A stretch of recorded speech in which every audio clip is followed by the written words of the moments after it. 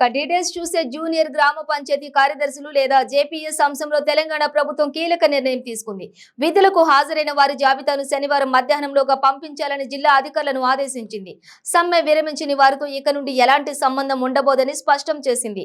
విధులకు హాజరు కాని వారి స్థానాల్లో కొత్త వారిని తాత్కాలిక కార్యదర్శులుగా నియమించాలని నిర్ణయించింది. ఇందులో భాగంగా గతంలో జేపీఎస్ పరీక్ష రాసిన వారికి మొదటి ప్రాధాన్యత ఉంటుందని వెల్లడించింది.